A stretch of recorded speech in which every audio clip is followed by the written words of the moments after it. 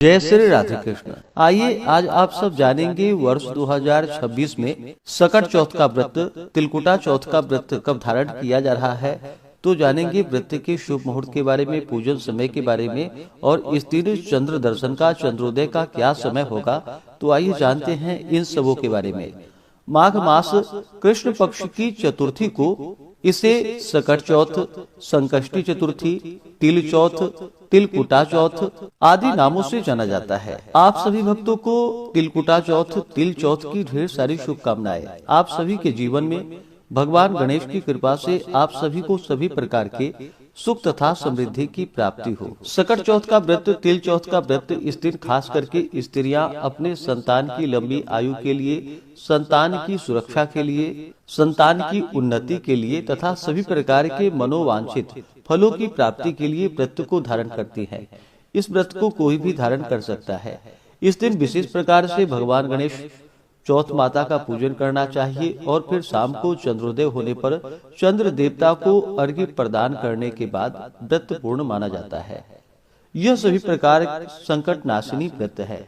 माघ मास कृष्ण पक्ष की चतुर्थी तिथि प्रारंभ समय जो कि 6 जनवरी 2026 दिन मंगलवार सुबह 8:04 और चतुर्थी तिथि की जो समाप्ति है वह 7 जनवरी 2026 दिन बुधवार सुबह 6:53 पे चतुर्थी तिथि की समाप्ति है।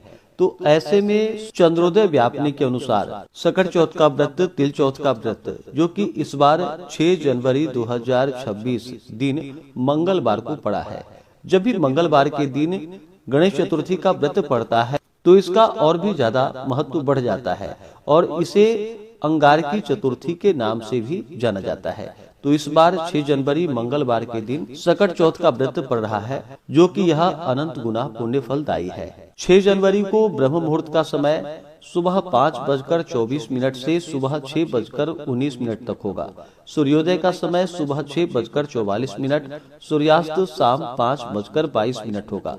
राहु काल का समय दोपहर 2:43 से शाम 4:03 तक होगा। राहु काल समय के दौरान कोई भी शुभ कार्य या नया कार्य नहीं करना चाहिए, इस बात का ध्यान रखें। प्रातः काल पूजा का शुभ मुहूर्त सुबह 5:52 से सुबह 7:04 तक होगा। शाम को पूजा का शुभ मुहूर्त शाम 5:35 से शाम 6:57 तक होगा। 6 जनवरी को चंद्रोदय का समय, चंद्र दर्शन का जो समय होगा वह समय रात्रि 8:35 होगा। इस दिन पूरे विधि विधान के साथ जो कि दिन भर उपवास रहते हुए व्रत को धारण करना चाहिए, इसे निर्जला धारण करना चाहिए। जो उपवास नहीं रह पाते हैं, जिनका स्वास्थ्य सही ना हो, तो आप एक समय फलाहार ग्रहण करके व्रत को धारण करें।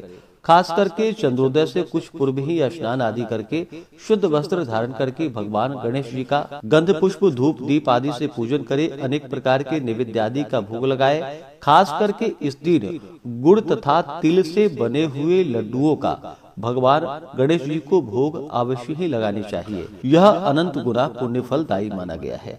भगवान को भोग आदि लगा करके जल से आचमनी करवाए। मुख शुद्धि के लिए पान पत्र, सुपारी, लौंग, इलायची के साथ में अर्पित करे। द्रव्य दक्षिणा चढ़ाए। व्रत का कथा श्रवण करे। भगवान गणेश जी के स्तोत्र, चालीसा आदि का पाठ या श्रवण करे और फिर चंद्र देवता को कच्चे दूध का या जल का अर्घ्य प्रदान करे। गंध पुष्प, धूप, दीप आदि से पूजन करे। चंद्र देवता से प्रार्थना करे कि यह व्रत मेरा पूर्ण हो और हमें पुण्य फलों की प्राप्ति हो। इससे भगवान गणेश जी चौथ माता का विशेष कृपा प्राप्त होता है।